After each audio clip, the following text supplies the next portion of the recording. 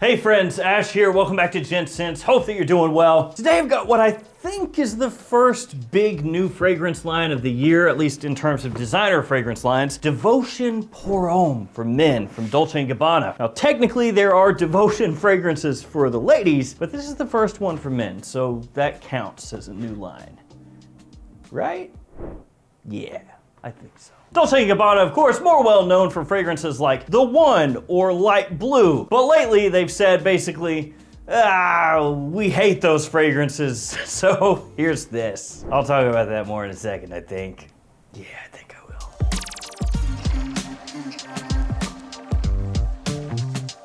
Let's go ahead and take a look at the presentation of the fragrance, and then we can start going over what Devotion Pour Homme smells like and whether it's something that you yourself should check out. First off, a good look at the box. On the front there, you have the name of the fragrance, name of the house, your size and concentration. It's an eau de parfum. You have DG on top of the box. On the back, you have your note breakdown, very simple, lemon, coffee, patchouli. You also have your ingredients as well. And then on the bottom, you have your badge code and your barcode. My badge code is 00R92L2.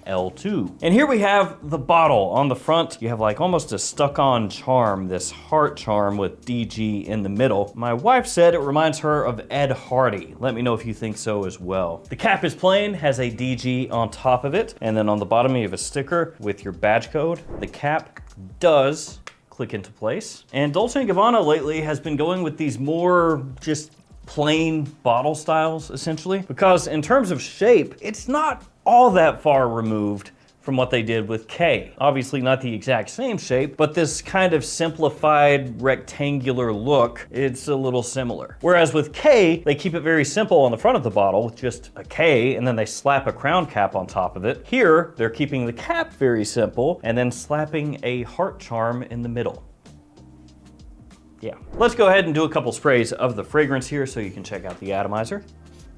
It's actually really good. Not exactly Dior-esque in terms of how it comes across, but really nice. Talking about the atomizer. I bought this one directly from Dolce & Gabbana's website. The pricing is a little odd. For a 50 ml, which is the size I have here, it's $121 US. And then the 100 ml size is $148 US. So yeah, just a little bit odd in terms of pricing conventions, because usually in the US they would price it at, like $119 instead of $121, and then maybe $149 or something for the 100 ml. Ultimately, it doesn't matter, just a little quirky. And since we're talking prices, here are some codes you can use to save money across different websites. Be aware that JOMASHOP code has changed and it is only good within the JOMASHOP app. Those codes update basically every couple months, the JOMASHOP ones. But you can get the JOMASHOP app and use that code, or any of those codes rather, and save yourself some money. And then there are also codes for the perfume box and many other fragrance discounters, niche stores, and clone fragrance stores as well, as you see there. Okay, Dolce & Gabbana Devotion Pour Homme. What's going on here? Well, I'm on the record with saying that I feel like, not that it matters what I feel like, but I feel like Dolce & Gabbana should maybe have not been abandoning their The One and Light Blue and Pour Homme lines. But they essentially, at least here recently, have. And instead they've been focusing on K and now Devotion Pour Homme. So not that it's necessarily fair for Devotion Pour Homme, but there is that kind of feeling in the back of my mind, right? Like, we should be getting a really well done The One fragrance, but instead they've basically shelved that and you have this instead. So again, not necessarily Devotion's fault, but it is one of those things where I'm like, is it worth having this instead of what we could be getting? So the note breakdown, as I read it to you before, very simple here. Lemon, coffee, patchouli. Not a whole heck of a lot going on. That is kind of par for the course nowadays. A lot of fragrance brands are getting extremely lazy with their marketing and just giving 3 notes. So that's not something that, Dolce & Gabbana is doing and nobody else is doing, but there you go. And this one is done by Olivier Cresp, who is extremely talented. And actually, I talked about this fragrance in a This Week in Fragrance video, where I talk about upcoming releases when this one was first announced. And I brought up that Olivier Cresp was the perfumer, mainly because the coffee that's in here. So Olivier Cresp has done a fragrance called Acro Awake. Acro is the brand brand. Awake is the name of the fragrance. And that's a coffee forward scent. And the note breakdown on that fragrance is a little bit similar to this one. It has coffee, it has lemon, and then also cardamom and vetiver. So when I talked about this one, when it wasn't out yet, and I said, you know, these are the notes, this is the perfumer, kind of wondered aloud, is it gonna be similar to Acro Awake? And the answer, yeah, it's a little bit similar. So if you've never smelled Awake, it's a very realistic coffee forward fragrance. So much so that some people might think it's not very easy to wear because of the similarity of it smelling like coffee, especially off the top when you first spray it on. Now, the way that's approached here in Devotion is definitely more wearable, more of a designer fragrance, if you want to call it that, instead of a niche approach. When you first spray it on, you get a pop of lemon. It's not overly sharp or bitter. Did I say that weird? Bitter? Sometimes that just comes out, you know, just randomly have a super southern accent out of nowhere. So I was just hanging out at the restaurant and I said, hey, do you got a Mountain Dew? Wait, excuse me. But anyway, it opens up with that pop of lemon. Doesn't last for too terribly long, and then the coffee comes in. You can pick it up right away. Comes across like a somewhat slightly green coffee. Now, I know that when I say that, you're gonna think, oh, like Green Stravaganza, which is Valentino's release, Valentino Uomo, Born in Roma, Green Stravaganza. I feel like they really need to add a couple more words into those names that they're coming out with, right? They could use a couple more, that's all I'm saying. That's quite a mouthful. I know, we're working on it. But this one doesn't really smell too close to Green Stravaganza, at least not to me. Green Stravaganza has more sweetness to it. And this one is more focused on that coffee than Green Stravaganza. Like in here in Devotion, it comes across much more clearly. You pick it up earlier, it's much more punchy. But yeah, you get that coffee, it comes through. It is similar in how it's used in Awake, just not quite as aggressive as in that one. Like I'll even go ahead and,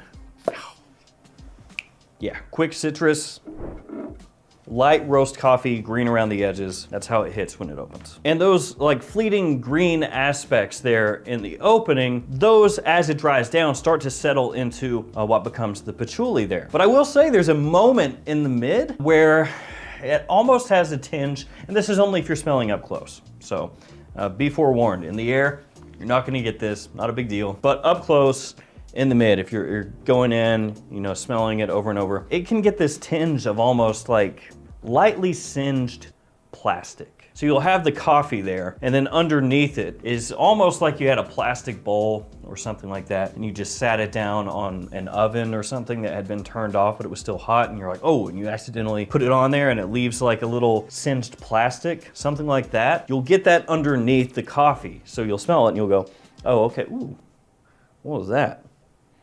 And that's really as it's going through the mid. It's not a huge deal unless you're smelling up close, and then it can be a little odd sometimes. There's not a whole heck of a lot that goes on through the mid of the fragrance. Once it dries down and most of that coffee kind of dissipates and it settles into the patchouli, that part is nice, pleasant. It's more of like a lightly chocolatey patchouli, a little clean, not overly earthy. Maybe some like semi-woodsy aspects to the patchouli as well, but more so just that like light, chocolatey, but at the same time, semi-fresh. At least for a dry down that's mainly patchouli. It's just not heavy and dark is what I'm trying to say. And there are times that you can pick that up, that like light, very light chocolatey nuance from the patchouli. And I don't even know if that's really the best way to put it across, chocolatey, because when I say that, some people are gonna probably think like I said before, heavier, darker patchouli notes. It's really not, but it does have like that little hint, that hint of like a chocolatey aspect. And you can kind of get that working in with the coffee through the mid as it starts to head into the dry down. Again, not a heavy, dark, bold patchouli, not like a dark chocolate amen kind of thing, none of that whatsoever. And with that little chocolate nuance, it really is just kind of like a little whisper of it cutting through, okay? It's nothing dense or heavy from that. This is one that I thought my wife would actually be really interested in because she is a coffee fanatic, and interestingly, she really doesn't like it very much. I think I've tortured her actually with this fragrance over the past couple of days, having her smell it and re-smell it and re-smell it. And it's gotten to the point where she's just like, I don't like it. Like, why do you keep coming up to me and shoving your hand in my face? Get away from me, you psycho. So sorry about that. I'll try not to do that anymore.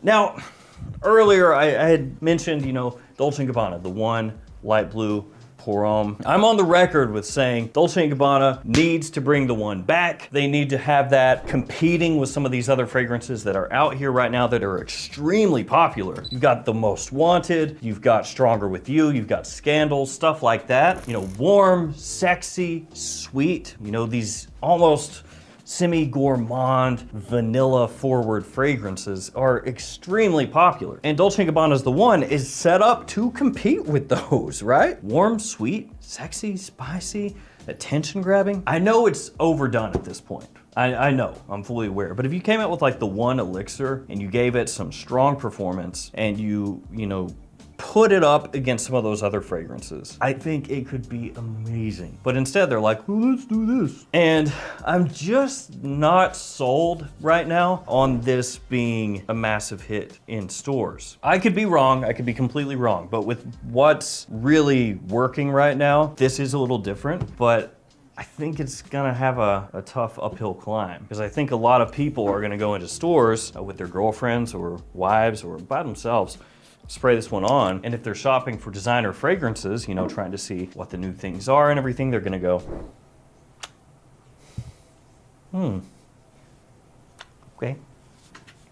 On to the next. And it's not that I think it smells awful or smells bad even. I'm a fan of coffee. I like this fragrance more than my wife does, but I don't think it's great. It's a wearable coffee fragrance that is a little more subtle at times, you know, very average performance overall for me. And while it has pretty good versatility, I feel like you could wear this spring, fall, probably the main seasons, but also summer and winter if you wanted to. Daytime or evening as well. Like, it's got versatility to it. It just doesn't have that like something that really grabs your attention right away, unless you're a huge fan of that coffee, that John coffee. So yeah, when you dumb it down, it almost is like they got Olivier Cresp and they said, hey, I really like that coffee note and that coffee fragrance you did. What if you did a designer version of that? That might be cool. And that's sort of what we got. And it ends up smelling okay. It's pleasant, unless you ask my wife. So Devotion Pour Homme, the first new line of the year for men anyway. It's, as the kids would say, mid. Sound like a moron. I will give it some more wear. I'll see if I can Stockholm Syndrome my wife into liking it. I'm not sure based off the reactions, but we'll see. And even if it's not completely atrocious smelling, disgusting, or anything like that, I think the best word for me to describe it is just a little disappointing. It's that kind of release that ends up falling into the filler section of what came out that year. Where at the end of the year, you look back through everything and you just go, oh yeah, that one came out. I remember that. So Devotion Pour Homme, Dolce & Gabbana, try it out. You know, if you're in a store, give it a spray, see how the coffee works for you. Thankfully, it's not horrifically overpriced compared to a lot of other things on the market right now. Thank you guys for hanging with me. Stay safe out there. See you tomorrow with another fragrance video. See you guys.